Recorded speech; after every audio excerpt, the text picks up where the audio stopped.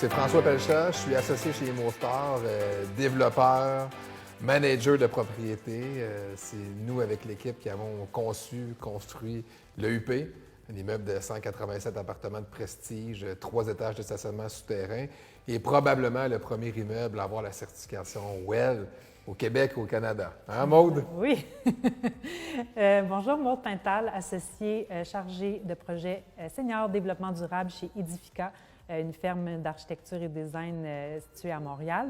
Et on a eu la chance de rencontrer François et son équipe d'Immostar pour être responsable de la coordination WELL pour le projet du UP. Quand on parle de développement durable en immobilier, on se base beaucoup sur certaines normes. Les principales normes sur lesquelles on se base, il y a le LEED. Le LEED est quand même très bien connu, établi depuis plusieurs années. S'applique aux nouvelles constructions, aux bâtiments, vraiment aux bâtis, l'enveloppe, la nouvelle construction, les bâtiments existants également, les aménagements intérieurs. Ça va aussi jusqu'à l'échelle du quartier. Mais c'est ici qu'on parle beaucoup d'impact sur la performance énergétique, l'eau, le site.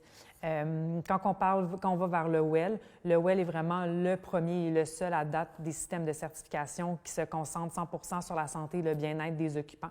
Donc, il va vraiment mettre l'emphase sur l'intérieur des bâtiments, encore une fois, que ce soit du résidentiel, du bureau, des hôpitaux, des écoles, etc. Mais on va vraiment se concentrer sur l'intérieur. Donc, si ce qui est performance énergétique, économie d'eau et tout va être moins considéré, c'est pour ça que on dit que le projet durable parfait serait vraiment le LEED et le WELL. Donc, on vient vraiment combiner tous les efforts, les stratégies durables du bâti et les stratégies de bien-être. Par la suite, on a le carbone zéro également, qui vient vraiment mettre l'emphase sur les émissions de gaz à effet de serre. Donc, on essaie, tant du niveau de la conception que de l'exploitation, d'obtenir un projet qui va être carbone neutre.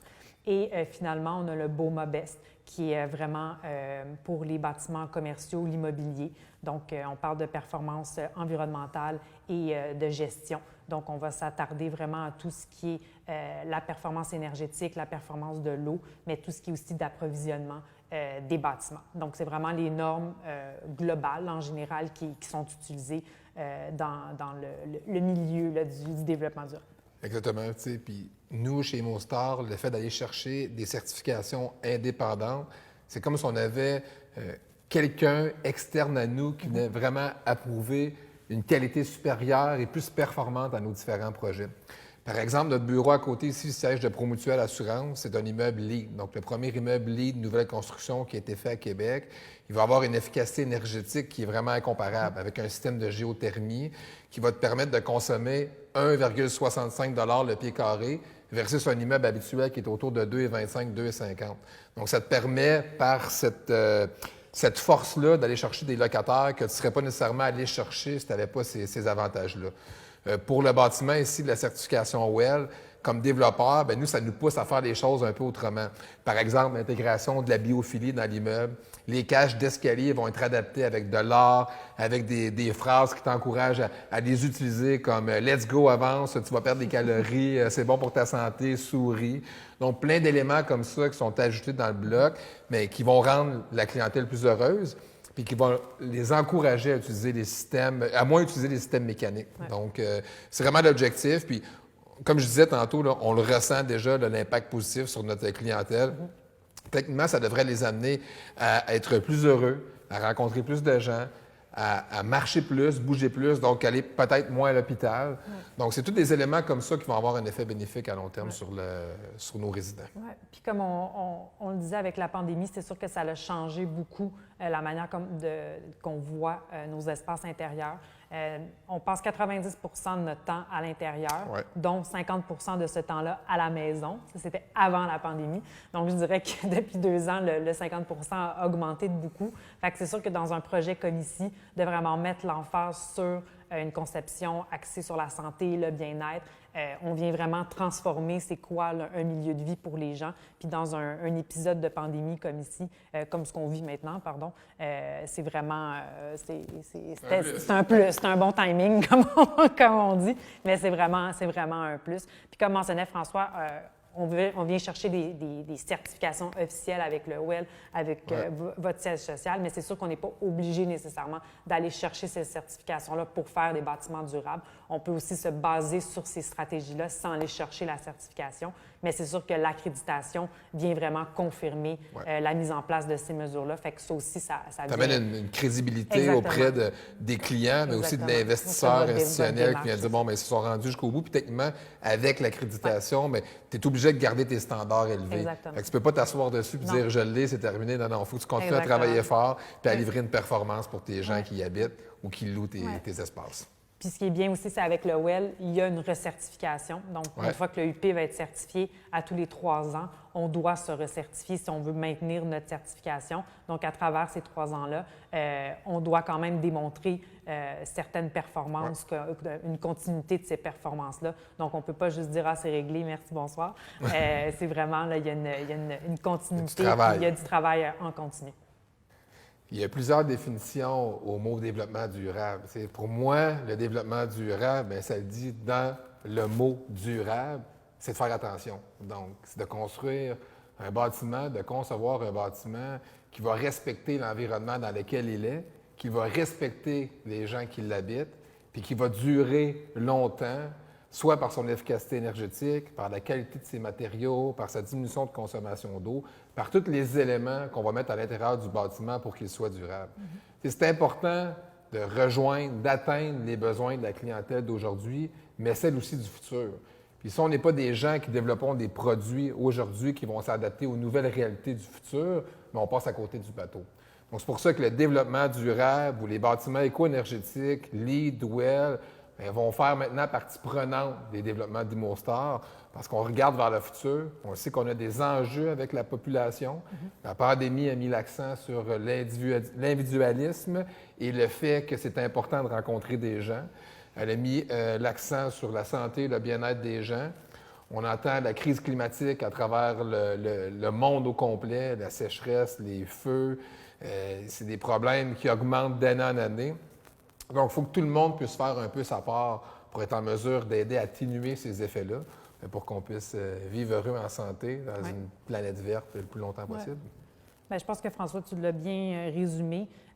Durable, comme tu l'as dit, ça le dit, c'est vraiment des projets qui vont répondre aux besoins présents, mais qui vont répondre aussi aux besoins futurs. Donc, qui va s'adapter, comme tu l'as dit, qui va bien évoluer, qu'on n'ait pas à tout démolir dans 40 ans pour devoir rebâtir parce que, justement, on s'est juste basé sur la situation actuelle.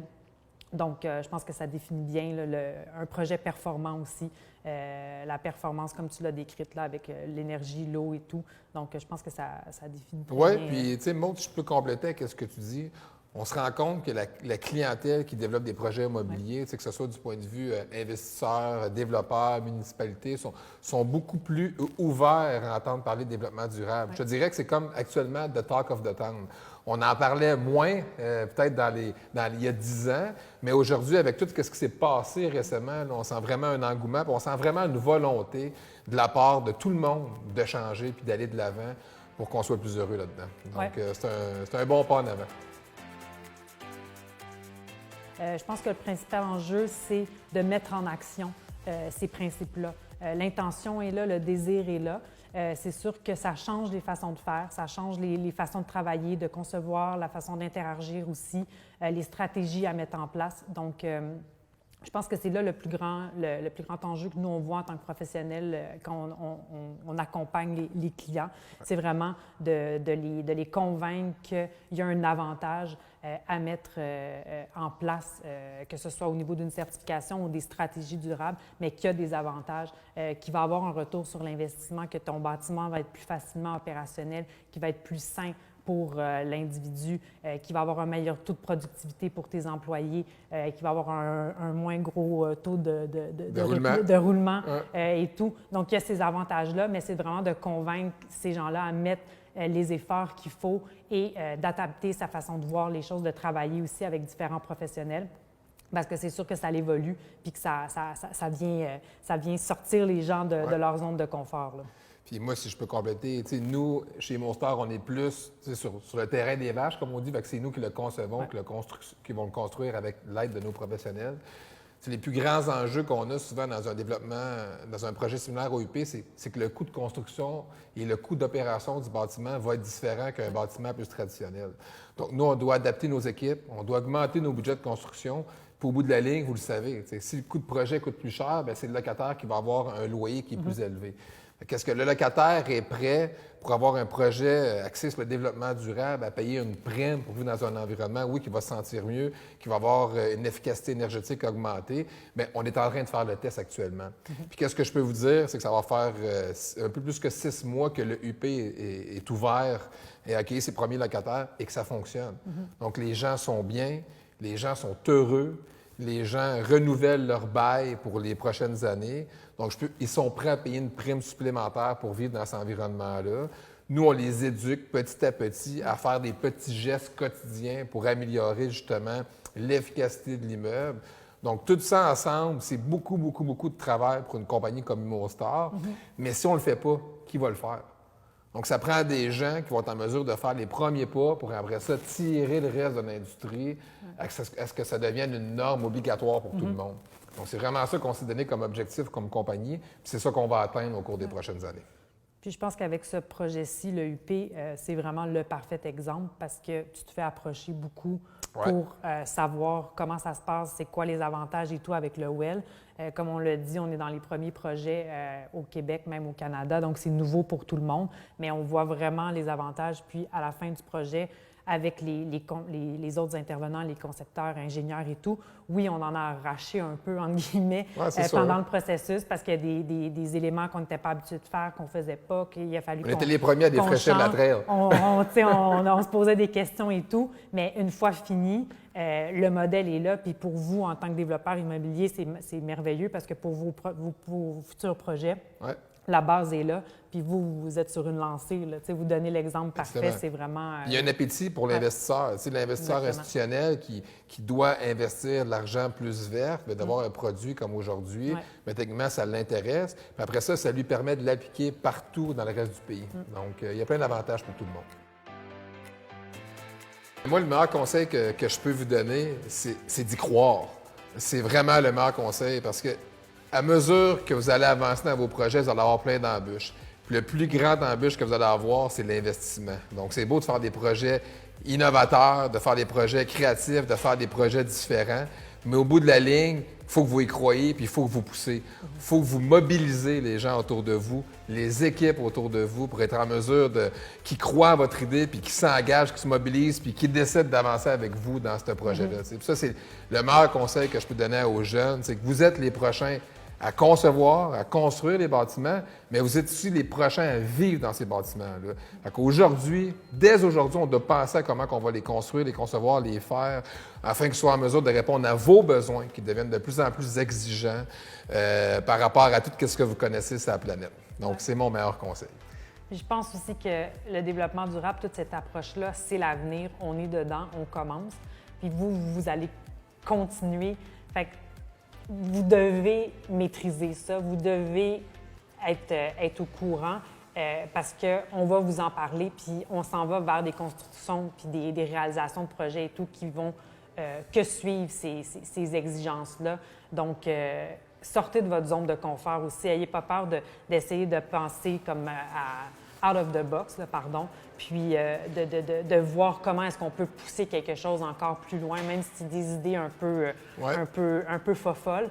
Mais c'est comme ça qu'on crée des projets comme le UP, en essayant de voir comment est-ce qu'on peut, oui, répondre aux besoins, mais aussi aller plus loin, se démarquer. Puis je pense que ça, en ayant ce thinking-là dans votre futur, c'est comme ça que vous allez vous démarquer aussi, puis que vous allez faire comme bouger les choses, puis faire évoluer les choses aussi. Puis je pense que ça, ça serait tout à votre honneur. Tu as entièrement raison. Puis le dernier conseil que je peux vous donner, c'est que vous êtes des gens qui aimez voyager. Quand vous voyagez, allez visiter des immeubles. Allez voir qu'est-ce qui se fait ailleurs, en Europe. Ils sont tellement avancés par rapport à nous sur le développement durable que vous allez pouvoir voir où est-ce qu'on va être probablement dans 10-12 ans. Fait que ça, c'est un petit devoir qui va être le fun à faire pour vous tous.